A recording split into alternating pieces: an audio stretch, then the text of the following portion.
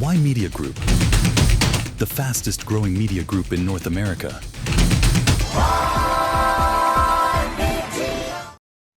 Hello and welcome to Y Media Newsroom. I'm Ramona Singh, and we're watching President Trump as he ends one conflict, that being with Iran, after signing the MOU, putting an end to the conflict.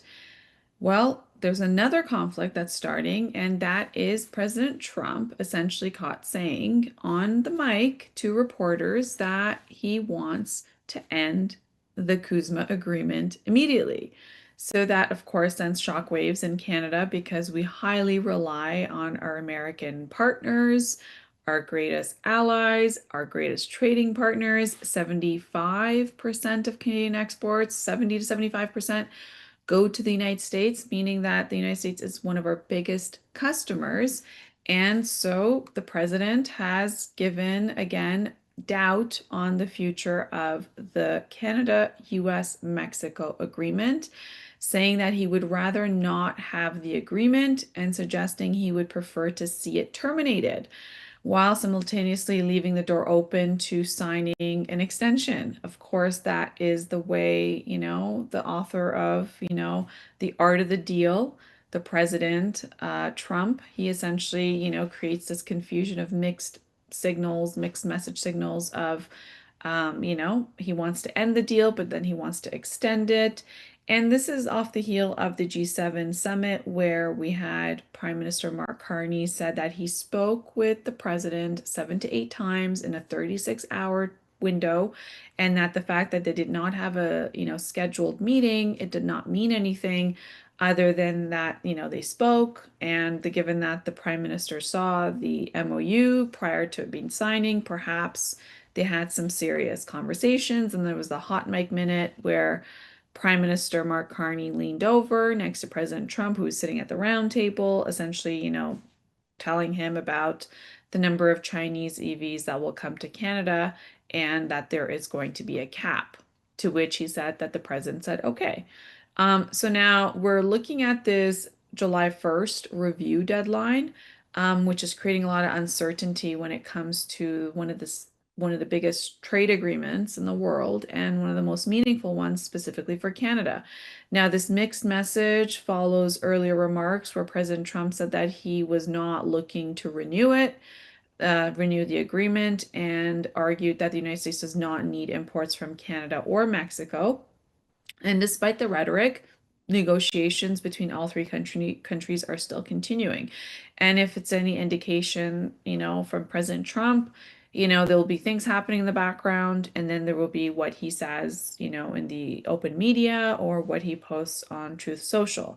So now Cusma, known as the United States, and in the United States is known as USMCA, replaced the North American Free Trade NAFTA back in 2020, July 1st. And that was after being negotiated during President Trump's first term. President Trump originally praised the deal as a major improvement over NAFTA and frequently cited that it was one of his administration's signature economic achievements. The agreement included a mandatory 6-year review mechanism, which means by July 1st of 2026, so just around the corner, Canada, the United States, and Mexico must indicate whether they wish to extend the pact for another 16 years. If no consensus is reached, the agreement remains in force, but enters an annual review that could eventually expire in 2036. Now, Prime Minister Mark Carney and Canada's trade team have been pushing for a renewal, saying that they officially want to renew for 16 years, send that statement out to Mexico as well as the United States, while Mexico has also signaled supporting for maintaining the trilateral framework for another 16 years. So why is this so significant? Because Cusma underpins approximately $1.6 trillion in annual North American trade. Mexico has been the United States' largest trading partner since 2023, and nearly 80% of Mexican exports go to the United States. Roughly 70 to 75% of Canadian exports are sold to the United States. And Canada and Mexico together purchase nearly 1/3 of all U.S. exports. So when it comes to this trade balance, the United States recorded $46 billion of goods trade deficit with Canada back in 2025. And the United States recorded $197 billion worth of goods trade deficit with Mexico in 2025. Now, the reason there's also a trade deficit with Canada, according to the president calling it a trade deficit, is because 90% of Canadian oil goes to the United States. There's a pipeline from Alberta, goes to the US refineries, and Canada sells that oil to the United States below market rate. Part of the important sectors that will be targeted is the auto sector and the massive impact that we've already seen take place since last year when President Trump assumed office for his second term. North America's automotive industry relies heavily on integrated supply chains, with components often crossing the border multiple times before a final assembly, crossing from Canada-U.S. Mexico before a final product is made. So now industry groups warn uncertainty around Cusma. It essentially could weaken what would be the competitiveness against China, Europe, and Asian markets. And so why this matters is that Kuzma ultimately, if it's not renewed for 16 years and goes into an annual review, the biggest impact would be on the automotive manufacturing, on agriculture, energy exports, critical minerals, cross-border supply chains, and investment decisions across North America. Because on an annual basis, that means businesses cannot predict how much to invest in their industry if they don't know if there's going to be a tariff on it. So how could they hire? How could they expand their workforce? How could they, if it's in manufacturing, how could they invest in, their manufacturing capabilities? Businesses cannot take decisions if year by year they don't know if the price of their product and their operational costs are going to be outweighed by tariffs being put on their industry. So this is very significant. And what that would do is it would chase out any foreign investment in Canada because of the unpredictability that an annual review on Kuzma would bring. So this is really significant. And so many are wondering, as we saw Trump say that he's going to end a civilization, referring to Iran, and within 24 hours signing, agreeing to a ceasefire. And I'm referring to what took place on April 7th, and then from escalations of what happened, just prior to this MOU signing. We do know that President Trump does take U-turns, and he has a way of making statements that really shock and awe, but then comes down to perhaps agreeing to some sort of an agreement. And so the question remains, is President Trump serious when he says he wants to end Kuzma immediately? Or is he just negotiating? And that means, that also falls on the trade minister, Dominic LeBlanc, and the chief negotiator, Madame Charest. So this all falls on their shoulders in terms of how they're going to negotiate with their American counterparts. So President Trump has commented on this, and just as early as ending the G7 summit, after what appeared of what Prime Minister Mark Carney said was very positive, interactions with the president. And so we are observing what this means for Canada and this development. We're going to know very soon. We're looking at, less than 2 weeks away of this Kuzma review that's supposed to take place.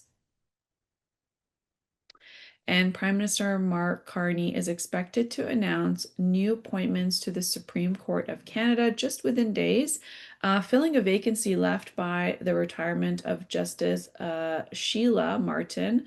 Justice Minister Jean Fraser says that the appointment is expected imminently, with cabinet discussions already underway. According to multiple government and judicial sources cited by, many different news agencies, say that the final decision has been narrowed down to two candidates. So that's very interesting to see out of which will be the next Supreme Court justice. The two candidates are Glenn Joyal and Anna Leparco. Both candidates were reportedly recommended by the Independent Advisory Board responsible for vetting Supreme Court nominees. So what is their background? What, puts them in the situation to be, down to the final two? Well, the vacancies created that was created when Sheila Martin retired on May 30th of this year. Essentially, Sheila Martin served on the Canadian highest court since 2017 and occupied one of the two seats traditionally reserved for Western Canada. In March, Prime Minister Mark Carney formally launched the selection process, inviting qualified jurists from Western and Northern Canada to apply. Candidates were required to be functionally bilingual and meet the Supreme Court's eligibility requirements. The appointment will be Mark Carney's first Supreme Court nomination since becoming Prime Minister of Canada, making it one of the most consequential decisions in his early time as being the head of Canada, really, as Prime Minister. So now, who are these two candidates that we are hearing about that it comes down to them? When it comes to Glenn Joyal, well, she was the Chief Justice of Manitoba's Court of King's Bench since 2011, widely regarded as one of Canada's most respected jurists, known for advocating on judicial independence, Indigenous justice, and French language rights. Why, it's viewed to be the favorite because previously considered for, it's important as, extensive leadership experience is important. And of course, this would be a landmark pick because of the First Nations governance ruling earlier this year. And also a strong reputation across Canada's legal community is also important. And when it comes to the second candidate, Anna Leparco, her current role is as Alberta's Court of King's Bench Justice since 2019. She is a family law specialist with strong supporters of restorative justice initiatives, known for advocating plain language decisions and improved justice, access to justice. Now, she brings a newer judicial perspective and has championed reform aimed at making courts more accessible to Canadians and would add another prominent Alberta voice to Canada's legal landscape. So this is significant because, this appointment is going to be the addition of the vacancy because the Supreme Court of Canada consists of 9 justices. So when they when they take votes, that odd number, will be in the balance of, what the majority will be. Now, the applications closed at the end of April, April 27th, 2026. And so we're going to see what this means for, this announcement by Prime Minister Mark Carney, which is scheduled in just, the next few days. Now, the appointment will offer what would be an early glimpse into how Prime Minister Mark Carney intends to govern. Because if Prime Minister Carney selects, for example, Glenn Joyal, it would signal a preference for experience, institutional leadership, and well-established judicial record. And many in the legal circles reportedly see him as the safest and the most predictable choice. And if Prime Minister Mark Carney chooses Anna Leparco, it could indicate a desire to bring fresh perspective to the Supreme Court with a greater emphasis on accessibility, family law expertise, and restorative justice principles. So either way he chooses, this is going to be big news. And of course, we're going to cover that in detail for you. When it comes to gun control and women's safety groups, they are urging the Prime Minister to fully implement a long-delayed firearm protection measure that passed under Bill C-21. The rule could make anyone subject to a protection order, often used in intimate partner violence cases, ineligible to hold a firearm license while the order is in effect. So, what is Bill C-21 about? Well, it received royal assent on December 15th of 2023, but advocates say that this key domestic violence protection measure still needs regulations to fully operate.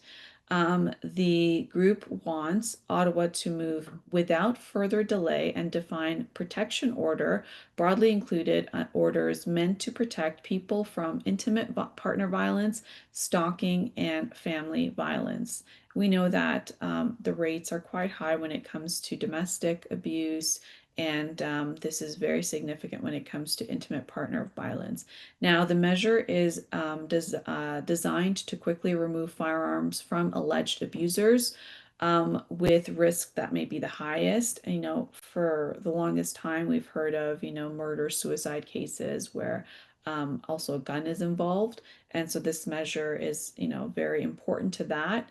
When it comes to public safety, Canada, they say that Bill C-21 excludes expanded license revocation and ineligible rules tied to domestic, intimate partners, and gender-based violence. So now under Bill C-21 also codified the national handgun freeze and raises maximum penalties for firearm smuggling trafficking from 10 to 14 years. This is, a credibility test, I think, for Prime Minister Mark Carney's government because Parliament has already passed the law.